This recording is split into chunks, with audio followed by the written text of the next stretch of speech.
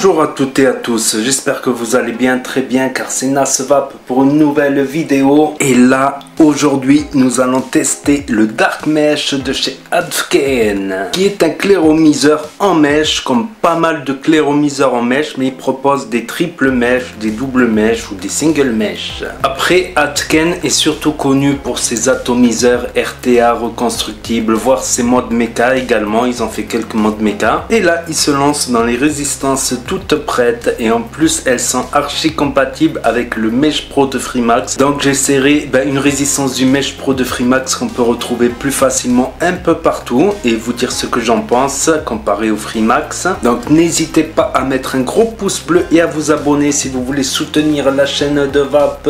Merci.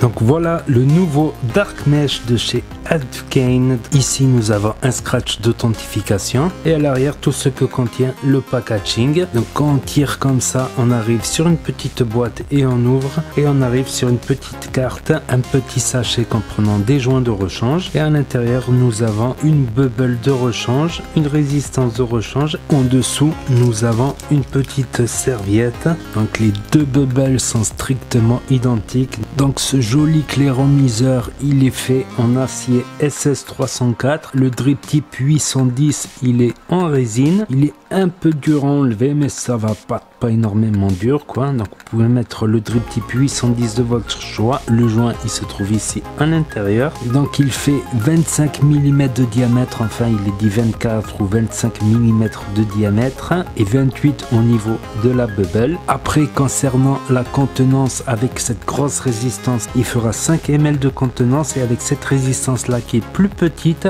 6 ml de contenance. Et quelque chose que j'ai remarqué, c'est que ces résistances sont archi compatibles avec le Mesh Pro de Freemax, qui est selon certains un des meilleurs clairomiseurs en résistance toute prête. Donc celle-là c'est un single mesh qui est à 0,15, conseillé entre 50 et 80 watts. Donc pour le système de remplissage, vous voyez ici là qu'il y a un petit décroché, ici un petit biseau et de l'autre côté non, il y a que des petites stries. Donc c'est par ici qu'on va le remplir. Il faudra pousser assez fort. Franchement, il faudra pousser quand même fort, ça va pas s'enlever pour rien quoi en général. Et c'est limite difficile à remettre flush quoi. Donc là-dessus, je ne vous conseille pas les bouteilles twist, à moins que vous soyez patient et que vous remplissiez très doucement, parce que malheureusement, comme on peut le voir ici là, il y a la résistance, même l'autre résistance ça fera pareil. Donc ça obstrue un peu et ça peut vite se remplir de liquide et il faut que tout l'air qu'il y a dedans puisse sortir évidemment. Donc je conseille plutôt des embouts comme ceci, vous l'enfoncez bien au fond, vous voyez il rentre à l'intérieur et vous remplissez. Et ici nous pouvons voir un petit vis à étoile, donc ça permettra de démonter. Donc après nous avons 4 airflow en dessous, donc ça tourne très bien, c'est même limite facile à tourner, ça se déréglera pas pour rien non plus. Donc le pin ressort un tout petit peu, pas énormément. Donc pour amorcer la résistance ou changer la résistance sous le Pyrex, on dévisse comme ceci. Et là pour enlever la bubble, il faudra appuyer comme ceci. Et là nous voyons ces fameuses résistances triple mèche. C'est pas exactement des mèches, du vrai mèche, c'est du strip. Parce que j'ai remarqué quand on passe au double ou en triple, ils essayent d'espacer un peu les mailles. Donc pour amorcer la résistance, ce qu'on peut faire, c'est qu'on peut mettre du liquide ici, mais ça va être compliqué. Sinon on peut mettre ici sur les arrivées de liquide et comme on peut voir ici il y a un petit trou et il y a une petite chambre à l'intérieur, donc le liquide pourra rentrer ici à l'intérieur. Sinon je vous montre la cuve en dessous pour voir s'il y a quelque chose, s'il y a une originalité ou quoi. Non, classique, pas d'originalité. Le pin il est flottant, donc on va y mettre la résistance, il va avoir tendance à sortir. Comme j'ai dit, on remplit de préférence avec un embout comme ceci, ça va faciliter la chose. On ferme et on laisse reposer environ 5 minutes, 10 minutes, un quart d'heure, comme vous voulez, plus ou moins. Et vraiment très dur, je trouve très dur. Je vais voir si avec un peu plus de recul, il est aussi difficile à fermer que ça. J'aime bien quand c'est flush quand même sur le dessus. Donc voilà, je vais le remplir et je vais vous dire ce que j'en pense, les plus et les moins. Donc le voici, le voilà. J'y ai mis dedans la résistance Freemax pour voir si c'est compatible en single mesh. Et c'est archi compatible. Ensuite, je vais y monter la triple mesh de chez Adfken. Et ensuite, je vous dirai aussi les plus et les moins de ce clairomiseur. Concernant la triple mesh là de chez Freemax, Mike Vape avait préféré la triple mesh à la single mesh. Là, je suis avec la single mesh à 70 watts airflow ouvert à fond.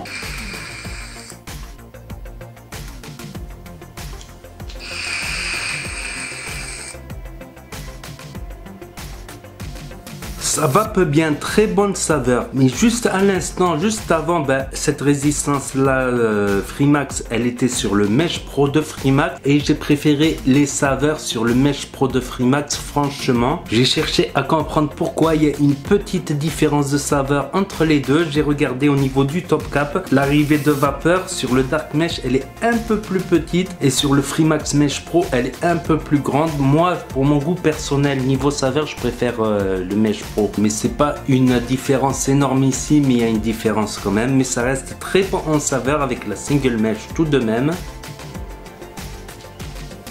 Voilà, il y avait le même jus dedans et tout quoi. Après, on peut préférer le look de celui-là. Donc là, j'ai mis la triple mèche de chez Adfken et je vais vous dire ce que j'en pense. Donc là, je me suis mis à 110 watts exactement.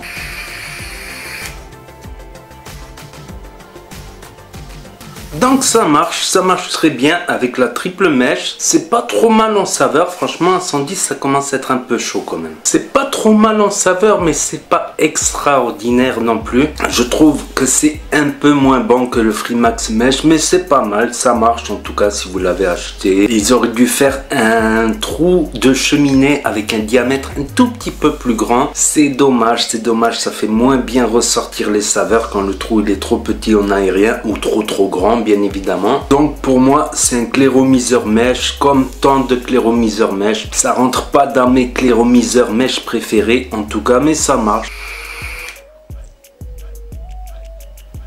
C'est pas trop mal, ça passe. Après on va dire le point positif, c'est le look, je le trouve très beau sinon. Le système de remplissage, c'est pas trop lâche, ça va, faut faire gaffe quand même dans la poche mais ça va pas s'ouvrir pour rien quoi normalement. Après il a de bonnes finitions, je trouve les finitions extérieures, voilà c'est tout nickel, tout propre. L'usinage n'est pas mauvais du tout et en plus il est pas à un prix exorbitant, il est à un prix normal. Après le look on peut aimer mais aussi on peut ne pas aimer, donc transition parfaite vers les points négatifs maintenant.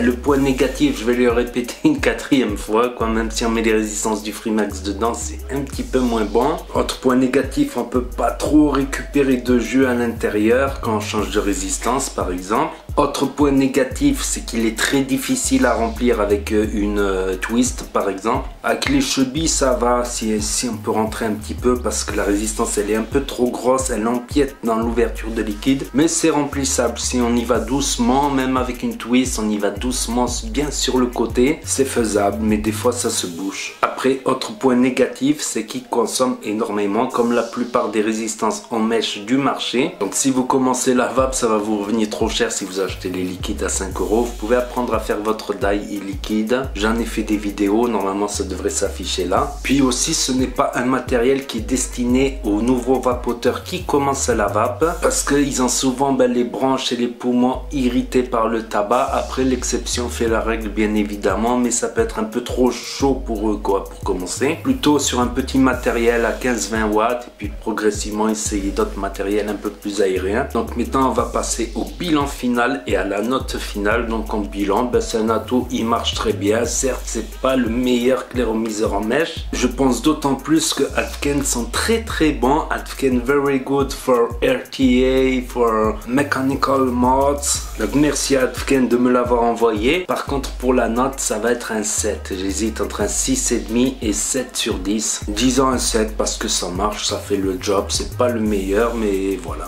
Mais il y a plein de revues qui vont arriver très prochainement. Donc n'hésitez pas à vous abonner si vous voulez suivre mes prochaines vidéos et à cliquer sur la cloche. N'oubliez pas les pouces bleus, sinon vous allez avoir un dry hit.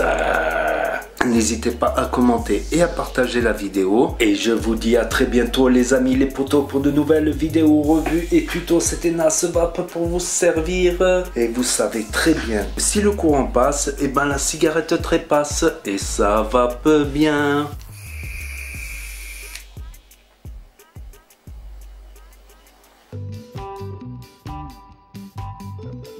Et là, essaye encore. Ensuite, dans la seconde partie de... Donc j'ai hâte de tester cette triple mèche de... J'ai bien mis le sang et tout. Non, faut que je sois sûr avant de tourner. Vous savez, ça m'a fait plusieurs fois le coup, j'avais oublié d'allumer le micro, des conneries comme ça.